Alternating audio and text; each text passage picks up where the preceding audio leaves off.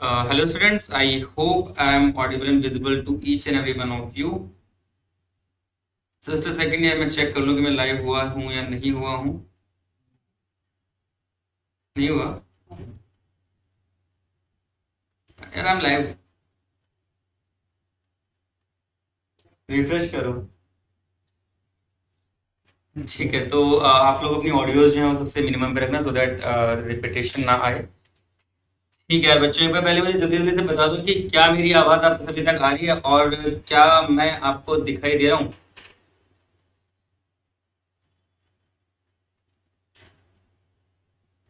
हाँ जी भाई लोग. अर्णव, दिव्यम, कुशाग्र, मुकुल वर्सेस स्टडी. भाई क्या हो गया, क्यों लड़ाई कर रहे हैं स्टडी से तू? और कौन कौन है भाई अपने पास? इतने ही बच्चे हैं, चलो.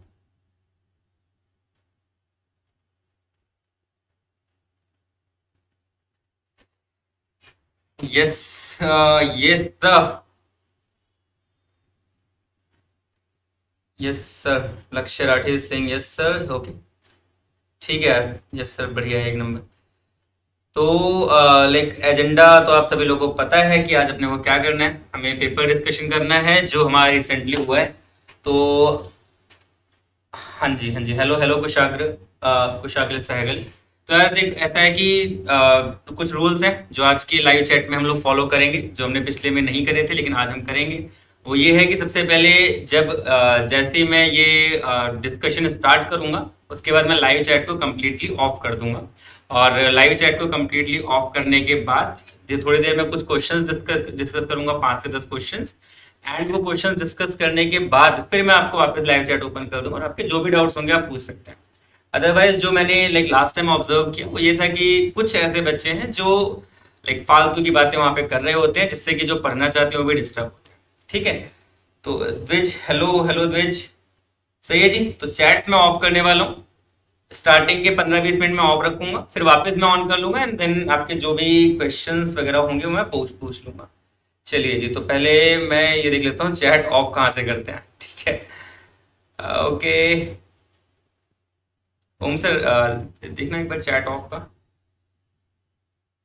सर मॉडरेटर रख सकते हो. हाँ यार, लास्ट टाइम तो मैं ही था बट अभी मेरे को देखना पड़ेगा. चलो यार चलने दो फिर चैट्स को, है ना, क्योंकि इसमें चैट्स का ऑप्शन मेरे को अभी नहीं दिख रहा. तो एक काम करते हैं, चलने देते हैं, है ना. कोई यार ऐसा फालतू ही कमेंट्स मत करना, ठीक है, जिससे कि जिस स्पेस में हम लोग बैठे हुए हैं उसकी डिग्निटी खराब हो. सही है जी. तो चलिए.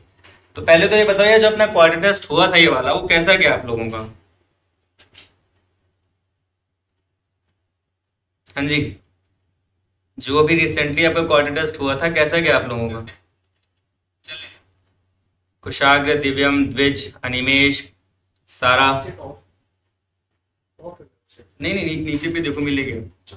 ऑफ है.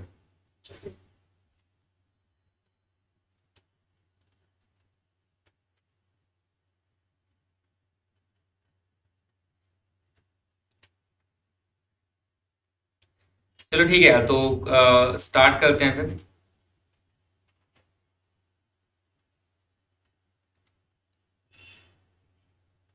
ओके.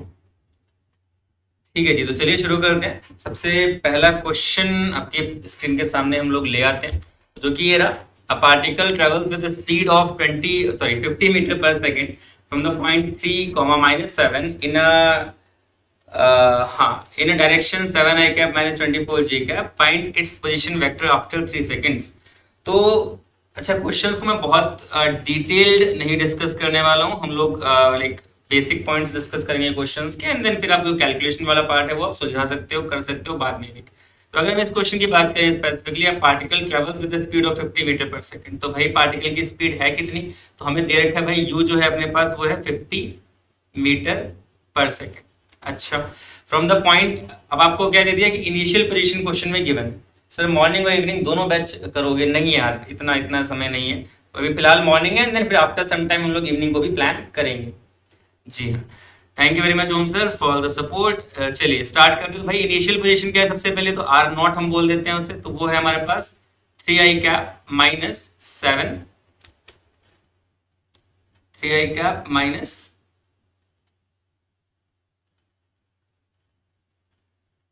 -7j cap. ठीक है भाई, तो हमारे पास दे रखा है कि टाइम जो है वो 3 सेकेंड्स है। हमें कैलकुलेट क्या करना है, हमें कैलकुलेट करना है कि उसका पोजीशन वेक्टर बाद में क्या होगा। तो इसलिए बोल देते हैं कि हमें आर कैलकुलेट करना है। तो यहाँ पे किसी एक्सेलरेशन की बात नहीं हो रही है, तो हम सीधे सीधे कहेंगे कि भाई हमारा जो आर माइनस आर नॉट होगा वो किसके बराबर होगा, वो होगा वेलोसिटी इनटू टाइम वेक्टर के। अगर हम सिंपल से बोले not time vector, velocity vector into time. हमें यहाँ पे कैलकुलेट क्या करना है, हमें कैलकुलेट करनी है ये चीज। तो यहाँ से बेटा हमारे पास आर वेक्टर की वैल्यू कितनी हो जाएगी, आर वेक्टर की वैल्यू हो जाएगी R naught vector plus V vector into T. ठीक है भाई, चलो आगे बढ़ते हैं। तो अब आर नॉट क्या है, वी क्या है और टी क्या है। क्वेश्चन में आपको गिवन है कि जो वी का मैग्नीट्यूड है वो आपके पास 50 मीटर पर सेकंड है, और उसकी डायरेक्शन क्या है, उसकी डायरेक्शन ये रही। तो यार जितने भी आपके भौतिकी के अध्यापक है उन्होंने आपको एक चीज बहुत ध्यान से बताई होगी जब स्टार्टिंग में पढ़ाई कर रहे होगे कि भाई एक बहुत ही ज्यादा इंपॉर्टेंट वेक्टर होता है जिसे हम लोग बोलते हैं यूनिट वेक्टर। उस टाइम पे आपने ध्यान नहीं दिया होगा। अगर ध्यान नहीं दिया होगा तो जैसे आपने जेईई मेंस का पहला क्वेश्चन देखा होगा इस बार, आपको याद आ गए होंगे आपके टीचर्स कि अब यहाँ पे इसने बोला है भाई in the direction of this vector. तो जब हम लोग बोलेंगे in the direction of any specific vector, यानी गिवन वेक्टर की जब हम डायरेक्शन बोलेंगे तो भाई किसी गिवन वेक्टर की डायरेक्शन में कैसे निकालता हूं, तो उसके लिए मुझे कैलकुलेट करना पड़ता है उसका यूनिट वेक्टर। तो सेम चीज हम यहाँ पे भी करेंगे। सबसे पहले मेरे को इसका यूनिट वेक्टर कैलकुलेट करना पड़ेगा अगर मेरे को इसकी डायरेक्शन निकालनी है। उसका तरीका क्या होता है, थोड़ा सा मैं यहाँ पे आपको बैक एंड स्टोरी दे देता हूँ। अगर आपको याद होगा तो आपके जो पर्टिकुलर टीचर्स हैं उन्होंने बताया होगा कि भाई एक यूनिट वेक्टर होता है जिसके ऊपर कैप लगती है, उसका जो फॉर्मूला होता है वो होता है ए का रियल वेक्टर डिवाइड बाई ए का मैग्नीट्यूड, राइट। अब अगर यहाँ की हम लोग बात करें जो केस हमें दे रखा है उसमें 7i cap minus 24j cap real vector है, तो भाई हमारे पास यूनिट वेक्टर की वैल्यू कितनी आ जाएगी, यूनिट वेक्टर हमारे पास आ जाएगा 7i कैप मैग्नीट्यूड 1 होता है। अरे बहुत बढ़िया, शाबाश।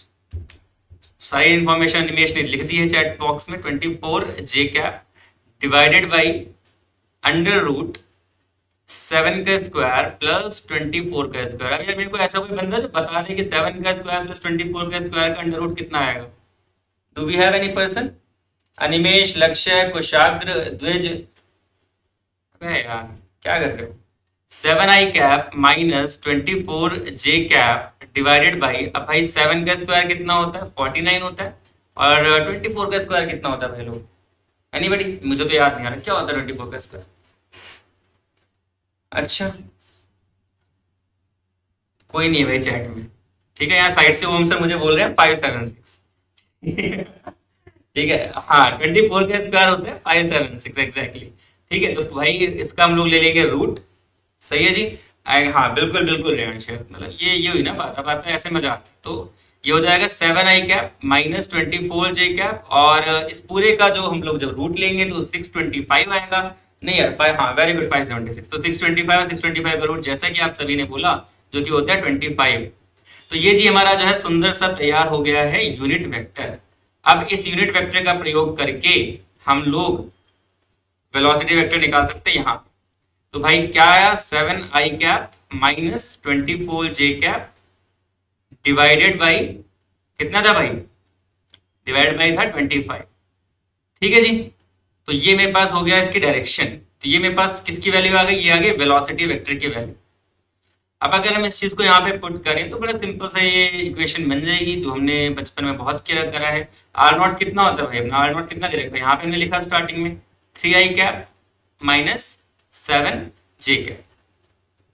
ठीक है भाई, प्लस v है तो v कितना है बेटा, v है 50, और इनटू में टाइम भी यहीं पे लिख दो, टाइम कितना दे रखा है 3, 7i cap minus 24j cap divided by 25।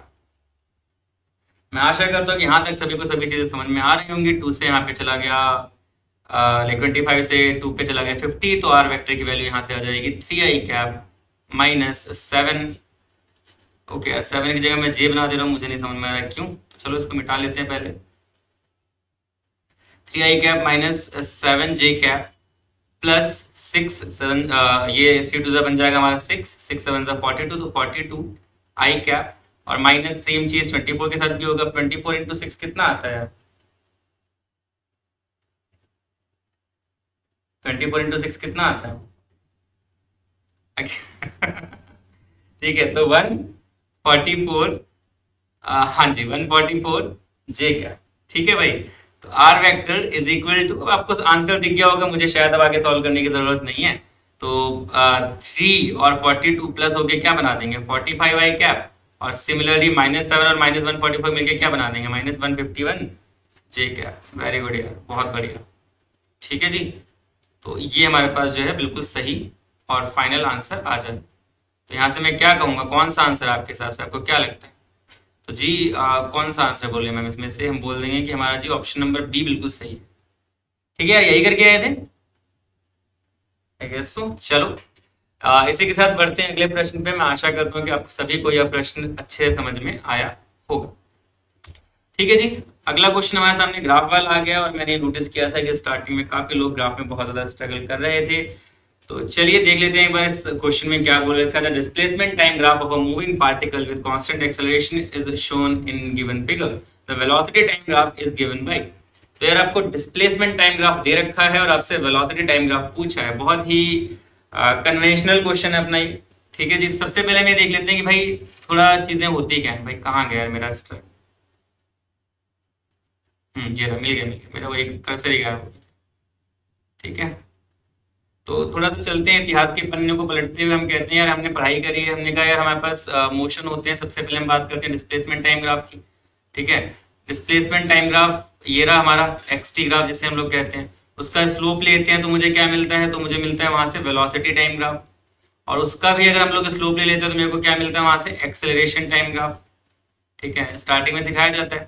अच्छा, अब यार अगर हमारे पास x कुछ ऐसा है तो वो वेलोसिटी 0 होती है, so on and so fourth, काफी चीजें हमने पढ़ी हैं। तो इसमें हम लोग थोड़ा सा चीजों को ज्यादा और ना डिस्कस करते हुए मेन पॉइंट पे आते हैं। चलो, तो यहाँ पे अगर हम लोग देखें तो यहाँ पे जो स्लोप है वो क्या जा रहा है? कंटिन्यूस स्लोप इस वाले पॉइंट में क्या हो रहा है? लगातार नीचे की तरफ जा रहा है। और फिर अगर ग्राफ की बात करें, ग्राफ कहाँ जा रहा है? लगातार नीचे की तरफ जा रहा है। और यहाँ पे ग्राफ क्या हो रहा है? लगातार ऊपर की तरफ जा रहा है। आया ना? यहाँ पे ग्राफ क्या हुआ बेटा? लगातार नीचे की तरफ गया, यहाँ पे ग्राफ लगातार ऊपर की तरफ गया। तो यहाँ पे अगर मैं देखूं, इसको हम लोग ऐसे बोलेंगे कि भाई हमारे पास यहाँ पे क्या होगा? यहाँ पे स्लोप हो गया नेगेटिव। इसको हम और भी डिटेल में एक्सप्लेन कर सकते हैं, बट फिलहाल हम इतना नहीं करते हैं। और यहाँ पे स्लोप क्या हो गया बेटा? यहाँ पे स्लोप हो गया, okay I guess we are going great. यहाँ पे स्लोप हो गया अपना पॉजिटिव। ठीक है, क्या कहते हो? यही होगा। थोड़ा सा आई गेस लैग आ रहा है मेरे बोलने में और आपके सुनने में। अनिमेश, रेयांश, क्या कहते हो? ऐसा ही कुछ होगा या कुछ और करें?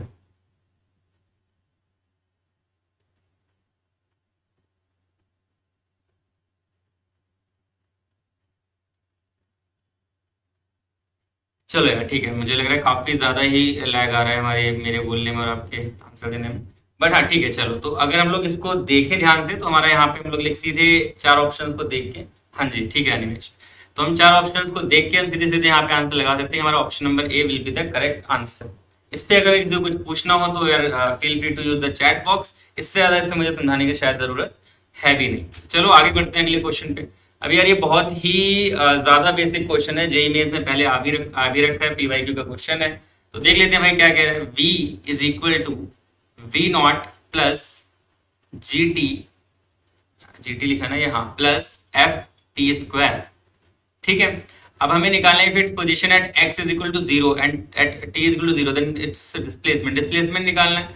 तो डिस्प्लेसमेंट आप सभी को पता है कि भाई हमारे पास v इज इक्वल टू क्या होता है? ds बाई dt होता है। तो यहाँ से भाई लोग हमारे पास ds कितना हो जाएगा?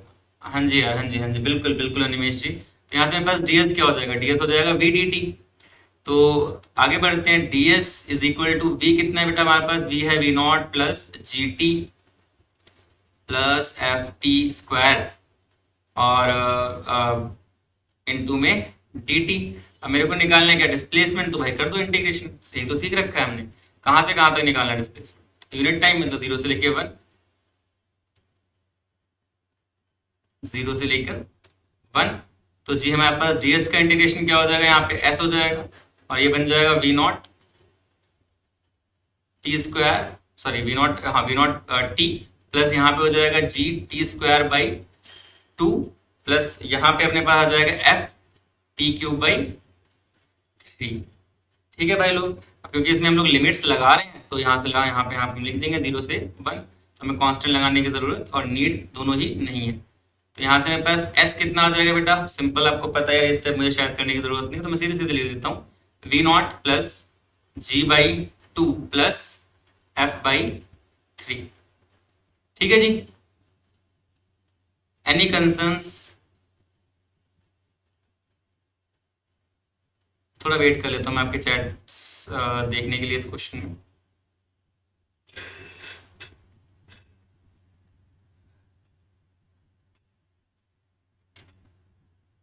चलो यार, फिर मैं आगे बढ़ रहा हूँ।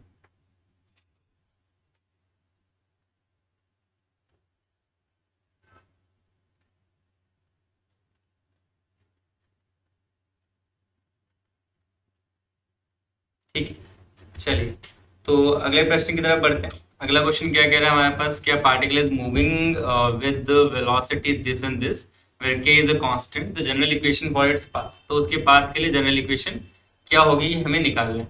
तो भाई हमारे पास v इज इक्वल टू है k by I cap plus k x j cap.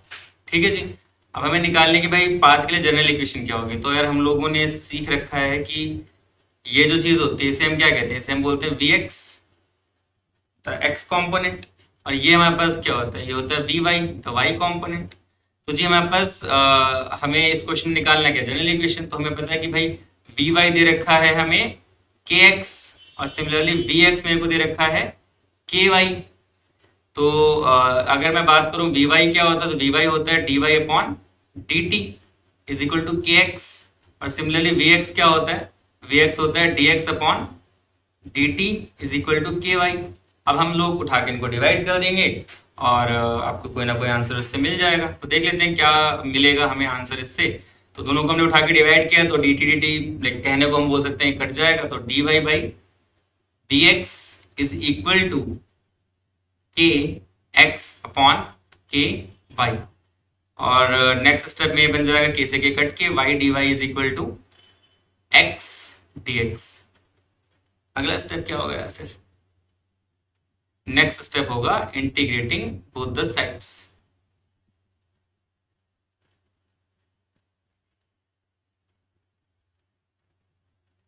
Integrating both the sides, और आपको जैसा कि पता है ये बन जाएगा Y square by 2 plus X, sorry इसको रिमूव कर देते हैं, इरेजर मैंने गलती से प्लस लिख दिया। Y square by 2 is equal to X square by 2 plus constant, इसको हम सी लिखते हैं और थोड़ा सा इसको और सॉल्व करेंगे तो बन जाएगा Y square is equal to X square plus constant.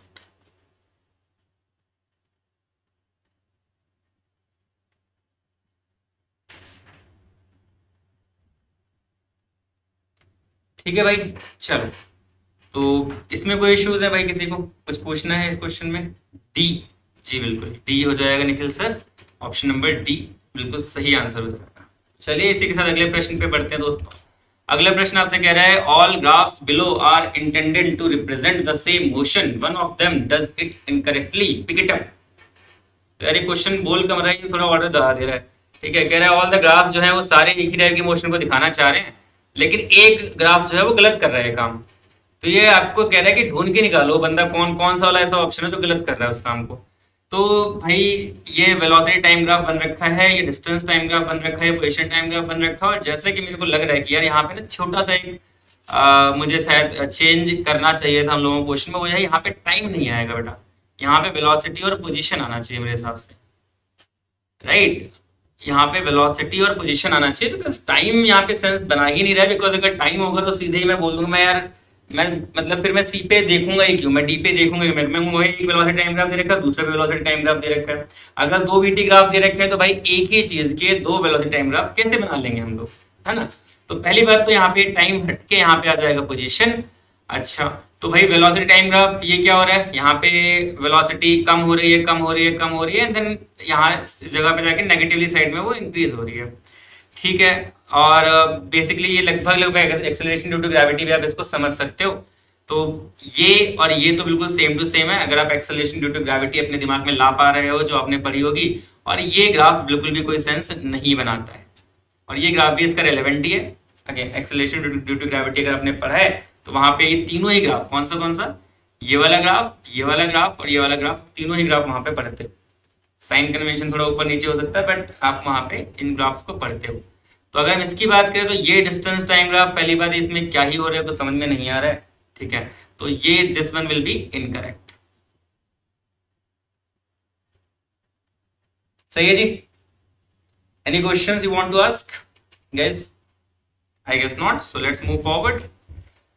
Okay, a water fountain on the ground sprinkles water all around it. If the speed of water coming out of the fountain is v, the maximum area around the fountain that gets wet is. काफी application based question होता हुआ दोस्तों। हाँ जी Nikhil sir, इसका answer C हो जाएगा। बिल्कुल sir.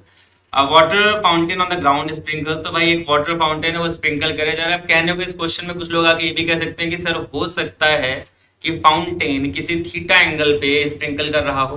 तो हम लोग ज्यादा दिमाग ना लगाते हुए सीधे सीधे जो क्वेश्चन में दे रखा है उसको हम लोग समझेंगे और हम बोलेंगे भाई जो फाउंटेन है वो कैसे स्प्रिंकल कर रहा है, कुछ ऐसे इस डायरेक्शन में जो है पानी को फेंक रहा है। यहाँ पे हम लोग 2D दिखा सकते हैं बट इसको आप विजुअलाइज कर सकते हो 3D में। जैसे ये हमारे पास स्प्रिंकलर है, हर तरफ जो है पानी वो स्प्रिंकल करेगा। जब वो हर डायरेक्शन में पानी को स्प्रिंकल करेगा तो ऑब्वियसली वहां पे क्या बन जाएगा, एक सर्कल बन जाएगा, मतलब सर्कुलर सा पाथ वहां पर क्रिएट हो जाएगा। ठीक है भाई, चलो आगे बढ़ते हैं फिर। पेन, हाँ, तो वो जो सर्कुलर पाथ क्रिएट होगा, अगर मैं बात करूँ जैसे मान लो यहाँ पे सर्कुलर पाथ क्रिएट हो गया, सबके सब स्प्रिंकल्स जो है वो बूंदों को ऐसे छोड़ रहे होंगे जिसकी वजह से सर्कुलर पाथ क्रिएट हो जाएगा। और जो सर्कुलर पाथ क्रिएट होगा उसका कुछ ना कुछ रेडियस होगा। अब भाई मुझे ये बता दो कोई सा कि भाई वो रेडियस की वैल्यू क्या है, what will be the value of that radius. हम लोगों ने 1D 2D not in 1D but हाँ 2D में हमने पढ़ रखी है एक टर्म जिसे हम लोग बोलते हैं हॉरिजॉन्टल रेंज, और यहाँ पे हम लोग बात कर रहे हैं हॉरिजॉन्टल प्रोजेक्टाइल की, स्पेसिफिकली हॉरिजॉन्टल प्रोजेक्टाइल। ठीक है जी। तो यहाँ पे जो हॉरिजॉन्टल रेंज हमारी आती है that is r is equal to ux into time period, और इस केस में ux तो u ही होता है और टाइम पीरियड होता है u बाई जी। तो मेरे पास रेंज जो हो जाती है वो हो जाती है u स्क्वायर अपॉन जी। अब इस रेडियस के साथ सर्कल बनाना है अपने को, जी आ देते हैं तो बना लेते हैं। तो भाई एरिया ऑफ सर्कल जो निकल के आएगा वो निकल के आएगा पाई आर स्क्वायर। तो भाई पाई तो पाई है और आर का स्क्वायर कर देंगे भाई। अच्छा यहाँ पे स्पीड ना मैंने गलती से यहाँ पे यू ले लिए, मैंने डेरिवेशन के हिसाब से यू लिए बट क्वेश्चन में क्या गिवन है, क्वेश्चन में गिवन है v, तो u की जगह v आ जाएगा और v का स्क्वायर करेंगे तो v की पावर 4 और g का स्क्वायर करेंगे तो g का स्क्वायर। ठीक है भाई, कोई इश्यूज। आर मैक्स होगा एट 45 डिग्री। बिल्कुल सर, बिल्कुल सही कह रहे हैं आप, आर मैक्स होगा एट 45 डिग्री पे, जैसे इसलिए हमने हॉरिजॉन्टल प्रोजेक्टर स्टार्टिंग में अज्यूम कर लिया किसी और एंगल पे व्हिच इज हाँ जी। तो ठीक है आगे बढ़ते हैं अगले प्रश्न पे। ये हमारे पास एरिया आ चुका है, कौन सा आंसर हो जाएगा इसका, फिर हमारे पास हो जाएगा I guess option number B. ठीक है Atulya ji thank you Nikhil sir. चलिए ये भाई क्या हो रहा है इसमें, अपने आप ऐसे मत करो यार। ठीक है भाई, नेक्स्ट क्वेश्चन की तरफ बढ़ते हैं। अगला क्वेश्चन है projectile is given at an initial velocity. Initial velocity दे दी गई है where I cap and obviously G 10 दे दिया था। इक्वेशन ऑफ ट्रैजेक्टरी इज, तो इक्वेशन लिख लेते हैं सबसे पहले, जो गिवन है उसका भरपूर फायदा उठाते हैं। तो हमें इनिशियल वेलोसिटी जो वेक्टर है वो गिवन है u vector is equal to I cap plus 2 J cap. ठीक है भाई, अब इसमें से हम लोग क्या क्या निकाल सकते हैं, बेसिक फॉर्मूले से हम लोग क्या क्या चीजें अपन समझ सकते हैं वो समझते हैं। सबसे पहली बात, यहाँ पे जो ux का मैग्नीट्यूड है वो कितना है, 1 है, और यहाँ पे जो uy का मैग्नीट्यूड है वो कितना है, 2 है। ठीक है, अब हमें निकालना है क्या, इक्वेशन ऑफ ट्रैजेक्टरी। तो जिनको सीधे इक्वेशन ऑफ ट्रैजेक्टरी याद है वो यहाँ पे यूज कर सकते हैं। जी हाँ, जिनको इक्वेशन ऑफ ट्रैजेक्टरी याद है सीधे सीधे यहाँ पे वही यूज कर सकते हैं। वो क्या होती है, y is equal to x tan theta minus G X square upon 2 u square cos square theta. इसको हम लोग थोड़ा और अच्छे तरीके से लिखना चाहें तो इसको हम ऐसे लिख सकते हैं x tan theta minus G X square upon U cos theta. क्या होता है बेटा, यू एक्स होता है। मेरे को पता है ना कि यू एक्स की वैल्यू कितनी होती है, यू कॉस थीटा होती है, और ऐसे यू वाई कितना होता है, यू साइन थीटा होता है। तो यहाँ पे हम लोग लिख सकते हैं जी बिल्कुल अनिमेश, यू एक्स का स्क्वायर तो y is equal to x और tan थीटा की वैल्यू तो यार हम आराम से निकाल ही सकते हैं। tan थीटा क्या होता है uy डिवाइड बाई ux, और uy कितना है हमारे पास यहाँ पे 2/1, तो tan थीटा कितना आ जाएगा बच्चों, tan theta will be equal to 2।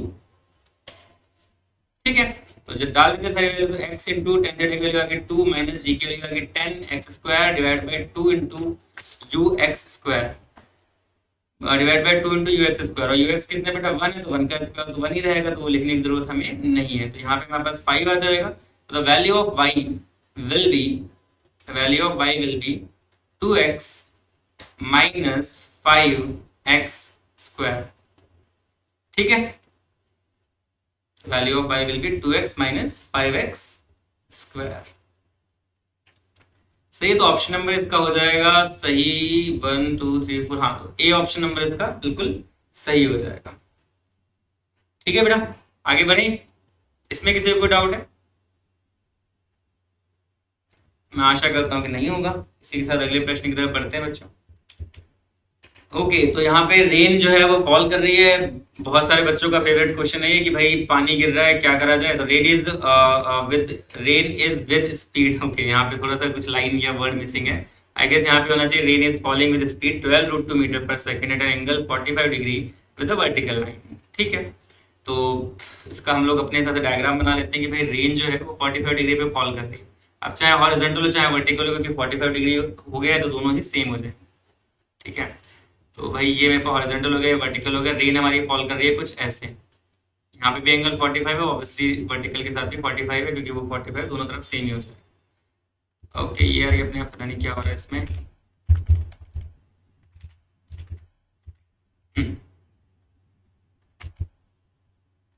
ठीक है, हाँ, a man in a glider going at a speed of u at angle 37 degree with respect to ground.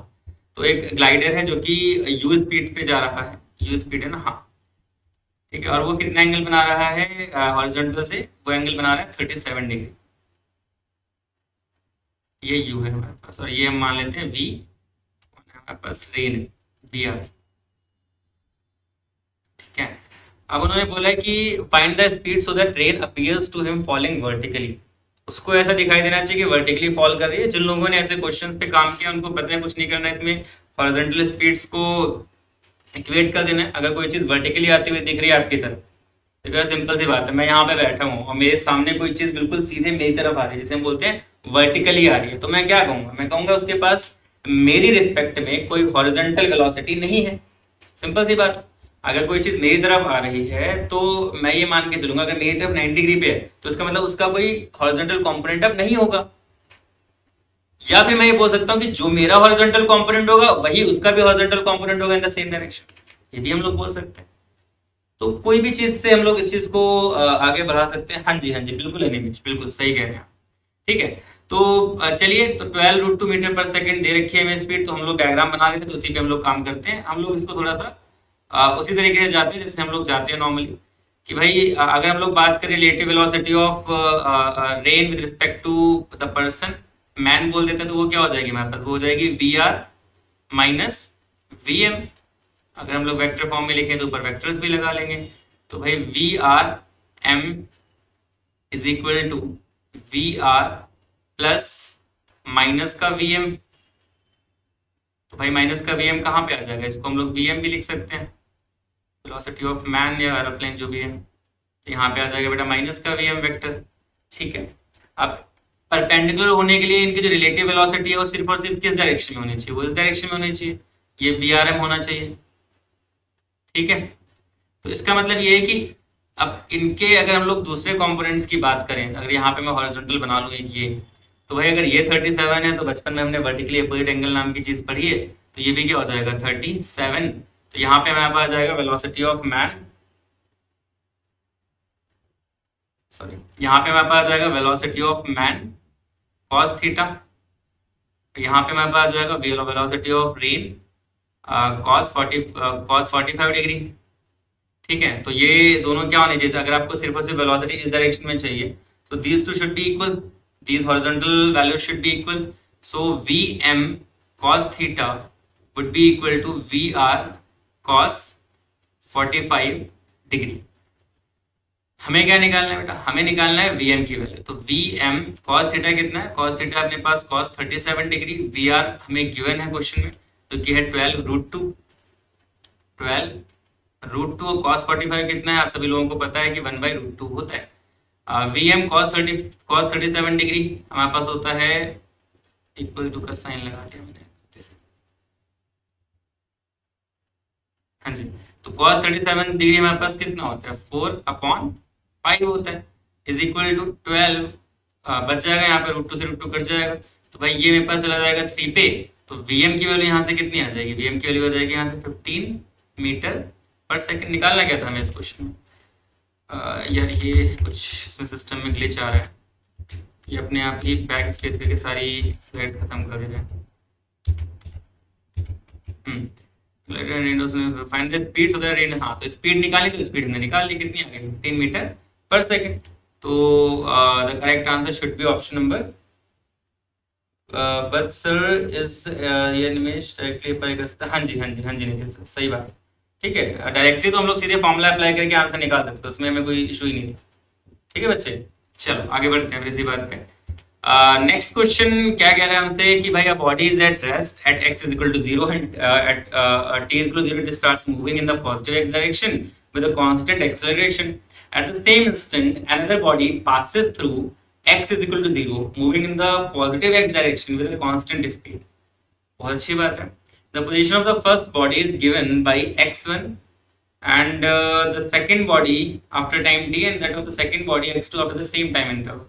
Which of the following graphs correctly describes x1 to x2 या x1 minus x2? I guess x1 minus x2 कहना चाह रहे हैं, ठीक है।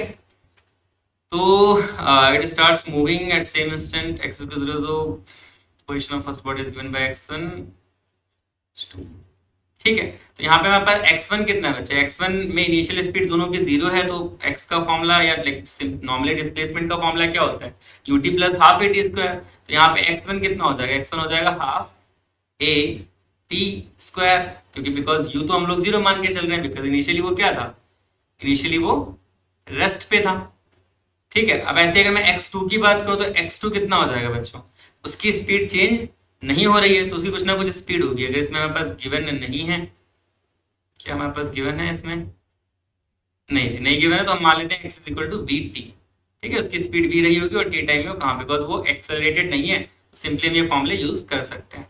तो x1 minus x2 कितना हो जाएगा बच्चों हमारे पास, half at square minus vt, ठीक है। तो अगर मैं इसको एक वेरिएबल मान लूं और उसका t के साथ ग्राफ ड्रॉ करूं, तो इनमें से कौन सा ग्राफ आपको लगता है कि सही होगा। देखो यार, अब मतलब इसको फिर से वही है कि इसकी एक मैथमेटिकल अप्रोच भी है कि हम इसको मैथमेटिकली सॉल्व कर सकते हैं। सबसे पहले x1 माइनस x2 का एक डिफरेंशिएशन लेंगे, उसका स्लोप निकालेंगे, वो भी मैं थोड़ा सा बता देता हूँ, ठीक है। कि भाई हमारे पास क्या आ गया, हमारे पास आ गया x1 minus x2 is equal to half at square minus vt। अगर हम इसका स्लोप ले लें, स्लोप मतलब डिफरेंशिएशन कर दें, तो d by D T of x1 minus x2, ये लेफ्ट साइड में, यहाँ पे क्या बच जाएगा बच्चे, हमारे पास 2 आगे आ जाएगा, तो ये बच जाएगा 80, यहाँ बच जाएगा माइनस। तो स्लोप 0 कब होगा, स्लोप 0 होने के लिए 80 माइनस v को कितना होना पड़ेगा, 0 होना पड़ेगा। तो इसका मतलब ये है कि हमारे पास t की वैल्यू कितनी हो जाएगी, a बाई वी। t की वैल्यू a बाई वी जब होगा तो उस टाइम पे स्लोप 0 होगा, और स्लोप 0 होने का मतलब ये है कि उनके बीच की रिलेटिव स्पीड भी क्या हो जाएगी, 0 हो जाएगी। तो अब अगर हम t की वैल्यू a बाई वी से पहले की बात करें तो वो चीज नेगेटिव आनी चाहिए, उसके बाद वो पॉजिटिव आनी चाहिए। इस चीज को रिप्रेजेंट करने वाला इन चारों ग्राफ में से देखो, पहली बात ये और ये तो मतलब बिल्कुल ही रिलेवेंट हो गए।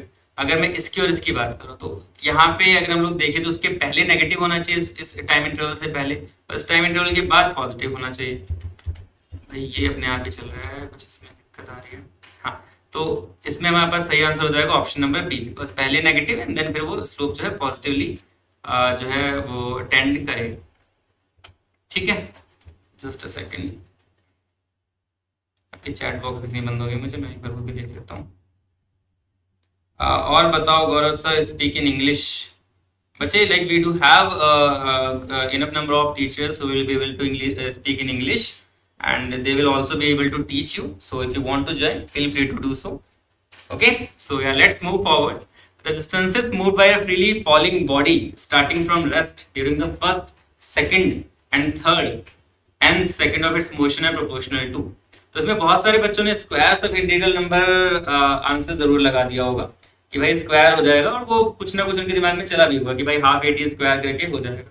बट यहाँ पे बोला है भाई first second third and nth, तो आपको याद आएगा भाई distance travelled in nth term. तो आपको पता है कि भाई distance travelled in nth term का जो फॉर्मूला हुआ करता था वो हुआ करता था u plus a/2 2n minus, ठीक है। अच्छा, अब यहाँ पे अगर हम लोग प्रोपोर्शनलिटी ही निकालना चाह रहे हैं तो जिस स्पीड से वो चलना शुरू हुआ होगा वो तो हमेशा लाइक कांस्टेंट ही रहने वाली है जिससे स्टार्ट हुआ होगा, या फिर उसको हम लोग बहुत सारे केस में हम बोल देते हैं कि भाई 0 से स्टार्ट हुआ। जैसे यहाँ पे उसने क्या बोल दिया कि भाई 0 से स्टार्ट हुआ है, तो हम कह सकते हैं u कितना है 0 है, तो यहाँ पे मेरे पास s nth, तो यहाँ पे हमारे पास s nth कितना बच जाएगा बच्चों, बच जाएगा a/2 2n माइनस 1। अगर हम लोग प्रोपोर्शनैलिटी की बात करें तो हमारे पास nth will be proportional to 2n minus 1। अच्छा, अब यहाँ पे हम लोग n की वैल्यू डालते रहेंगे और हमें नंबर्स मिलते रहेंगे, ठीक है। तो n की वैल्यू डाल के देखते हैं, 1 डालते हैं n की वैल्यू। तो अगर जैसे हम लोग n की वैल्यू 1 डालते हैं तो हमें मिलता है 2 1 = 2 माइनस 1 दैट इज 1। n की वैल्यू 2 डाल देते हैं, 2 2 = 4 माइनस 1 दैट इज 3 1 3 आ गया। अच्छा, 3 डालें तो 5 आ जाएगा, 4 डालें तो 7 आ जाएगा। तो हम देखेंगे कि भाई ये जो रेशियो रहेगा, प्रोपोर्शनलिटी रेशियो रहेगा 1 3 5 7, जिसका हम लोग क्या कहते हैं, इसको हम लोग बचपन में सीख के आते हैं, इसको एक और नाम दिया जाता है जो कि है ऑड नंबर्स, कि भाई ये हमारे पास क्या होते हैं, ऑड नंबर्स होते हैं, ठीक है बच्चों। ओके ग्रेट, तो अब हम लोग आगे बढ़ जाते हैं बच्चों नेक्स्ट क्वेश्चन पे, जो कि हमारा ये वाला क्वेश्चन है। Train is moving at a constant speed v when it's driver observes another train in front of him on the same track. तो भाई अ train is moving at a constant speed v, constant speed v से move कर रही थी एक train, when it's driver observes another train in front of him on the same track and moving in the same direction with constant speed v। Same direction है, okay. मतलब अगर एक इधर मूव कर रही है तो दूसरी भी इधर ही मूव कर रही है, एक की स्पीड है कैपिटल V, एक की स्पीड है स्मॉल v, ठीक है भाई। If the distance between the trains is x, अभी भाई लोगों के बीच में डिस्टेंस जो है वो x का डिस्टेंस है, I mean x डिस्टेंस है, okay, then what should be the minimum retardation of the train so as to avoid the collision। सबसे पहली बात, इनकी रिलेटिव स्पीड कितनी हो जाएगी, किसी की स्पीड हमें कम माननी पड़ेगी, किसी की ज्यादा माननी पड़ेगी। तो हम लोग लाइक रिलेटिव स्पीड की बात अगर हम लोग करें, कम ज्यादा मानने की वैसे जरूरत है नहीं है, रिलेटिव स्पीड कितना हो जाएगा, क्योंकि दोनों स्ट्रेट लाइन में, तो v माइनस स्मॉल v, फिर से चेक्स गायब हो गए, हाँ ठीक है। तो कितना हो जाएगा बच्चों, v minus small v, eraser क्योंकि वो दोनों अलग अलग v पर पहचान में नहीं आ रहे हैं तो हम लोग इसको ऐसे लिख लेते हैं, capital V minus small v, ठीक है बच्चों। तो हमें पता है यार v square minus u square is equal to 2s, बचपन से हम लोग इक्वेशंस पढ़ते आ रहे हैं। हमें क्या निकालना है, रिटार्डेशन या मतलब एक्सेलरेशन। a इज इक्वल कितना हो जाएगा, v square minus u square upon 2s।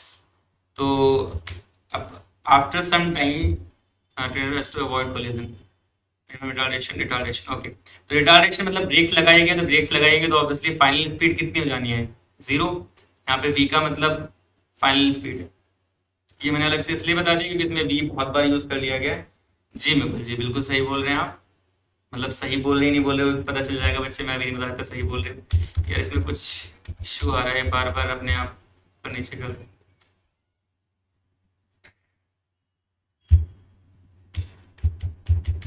एक सेकेंड यार, कोई बात नहीं। इसमें आई गेस कीबोर्ड में कुछ इशू, वेल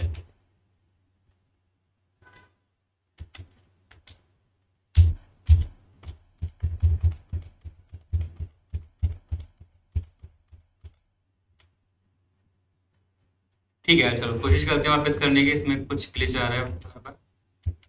हाँ, तो v इक्वल फाइनल स्पीड है, तो हमें पता है कि हमें क्या निकालना है, a निकालना है। तो v स्क्वायर माइनस जो हमारी इनिशियल स्पीड है वो कितनी है, लेकिन उनके बीच की जो इनिशियल स्पीड स्टार्टिंग में है वो है v माइनस यू। तो यहाँ पे हम लिख सकते हैं v माइनस v का होल स्क्वायर अपॉन 2 इंटू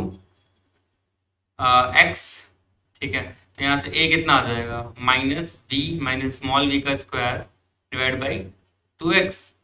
तो क्योंकि रिटार्डेशन पूछा तो रिटार्डेशन एक पॉजिटिव वैल्यू आती है, तो हम लोग लिख देंगे a is equal to v minus v का whole square divide by 2x। तो सही जवाब इस प्रश्न का क्या हो जाएगा, v माइनस वी का whole square divide by 2x, तो सही आंसर।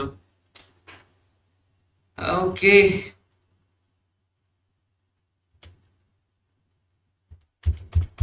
बच्चों,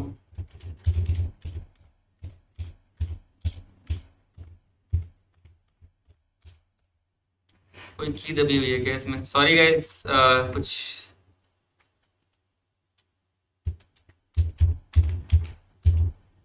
हाँ, तो फिलहाल इसमें जो एक्सेलरेशन आ जाएगा वो कितना आ जाएगा? एक्सेलरेशन हमारे पास आ जाएगा कैपिटल वी मैंने स्मॉल वी का whole square divide by 2x।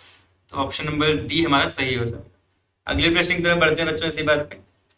Next question हमारे सामने आता है, block A is moving with an acceleration of 5 metre पर second square, the acceleration of B with respect to ground. तो अगर हम लोग बी वाले ब्लॉक की बात करें, ये ब्लॉक जो आपको दिखाई दे रहे हैं, इस ब्लॉक की अगर हम लोग बात करें तो इसके ऊपर कौन कौन से एक्सेलरेशंस काम कर रहे हैं, सबसे पहले हम लोग ये समझ लेते हैं। तो इस पे एक, तो क्योंकि ब्लॉक ए ब्लॉक के बीच में रखा हुआ है तो इस पे एक एक्सेलरेशन हमेशा ही काम कर रहा होगा। कौन सा वाला? वो ये, अगर ये 5 मीटर पर सेकंड स्क्वायर से घूम रहा है तो ये जो पूरा ब्लॉक है और ये जो हमारा बी ब्लॉक है, चलो इसको बना लेते हैं नेक्स्ट पेज पे, कि जो हमारा बी ब्लॉक है उस पे एक तो एक्सेलरेशन लग रहा है इस तरफ 5 मीटर पर सेकंड स्क्वायर का।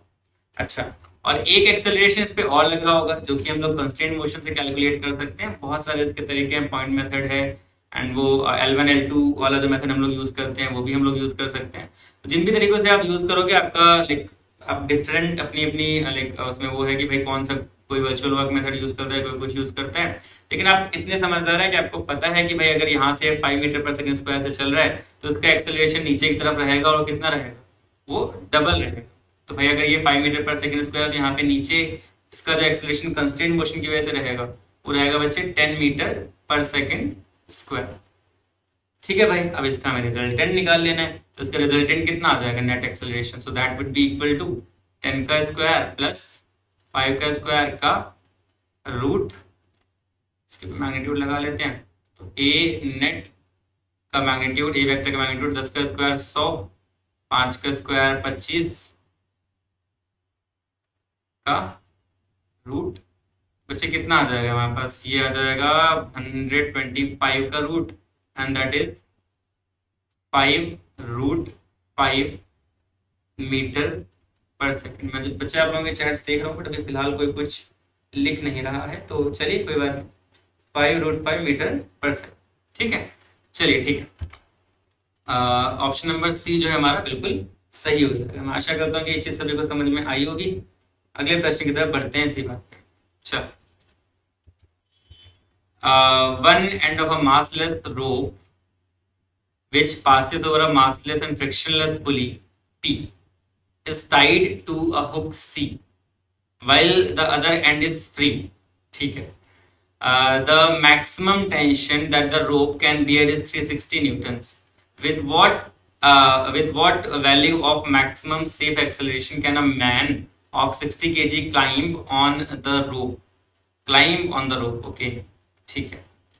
तो टेंशन हमारे पास, अगर हम लोग वीडियो बनाए तो टेंशन कहाँ लग रहा है हमारे पास? ऊपर की तरफ लग रहा है और भाई हमारा क्लाइंब करने की कोशिश कर रहा है। चलो, इसका वेट कहाँ काम करेगा? नीचे की तरफ काम करेगा, mg। अच्छा, और like basic equations of NLM। Okay, just a second.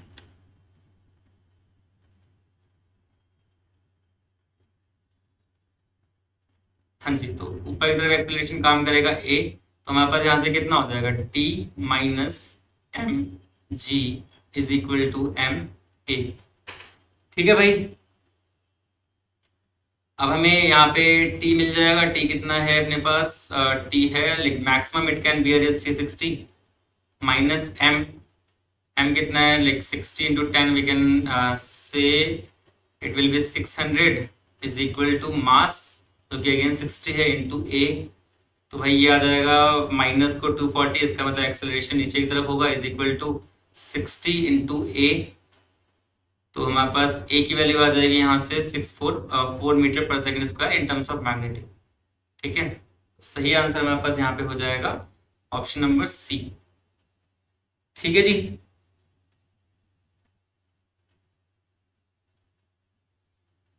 Any doubts students?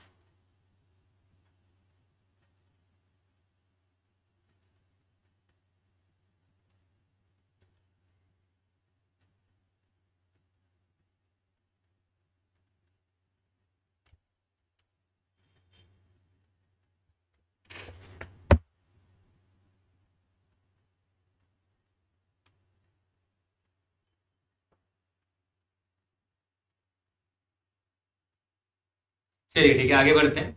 किसी के कोई क्वेश्चंस यहाँ पर नहीं है चैट्स में, जैसा मैं देख पा रहा हूँ। ठीक है, चलो।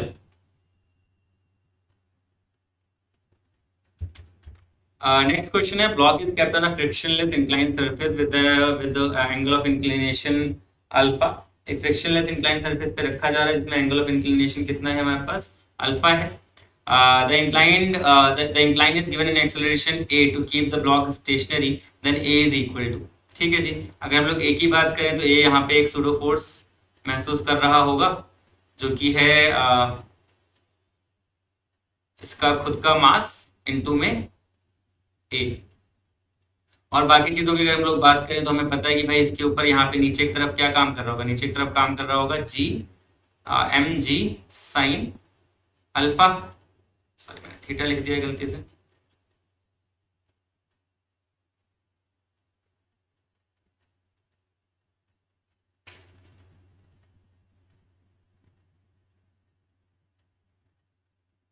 mg साइन अल्फा यहाँ पे की तरफ काम कर रहा होगा, और क्या काम कर रहा होगा बच्चे, यहाँ पे ऊपर की तरफ इसका n, और यहाँ की तरफ हमारा ये जो है इसको हम लोग बोलते हैं mg, यहाँ पे mg cos अल्फा,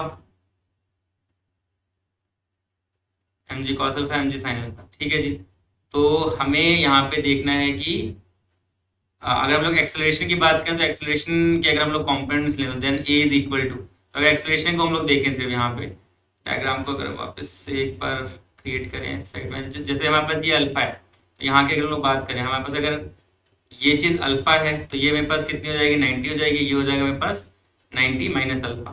ठीक है, अच्छा ये अल्फा है, ये 90 है, तो हमारे पास ये वाला एंगल कितना होगा, क्या लगता है निखिल, अनिमेश, सॉरी निखिल, आदित्य, अतुल्य, रियांश, क्या लगता है ये वाला एंगल कितना होने वाला है हमारे पास?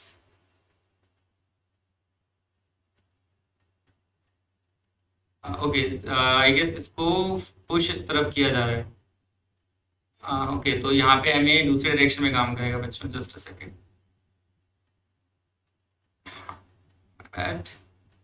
ठीक है, ये अगर इस तरफ जा रहा है तो जो सूडो फोर्स वाला एक्सेलरेशन वो काम करेगा इस डायरेक्शन। ठीक है, ये हम लोग ए मान लेते हैं। यहाँ पे जो एक एक्सेलरेशन काम करेगा that will be G sine alpha. ठीक है बच्चों, नीचे की तरफ जो काम करेगा हमारे पास। अच्छा, और अगर हम लोग देखें तो ये वाला हमारे पास एक्सेलरेशन कितना होगा,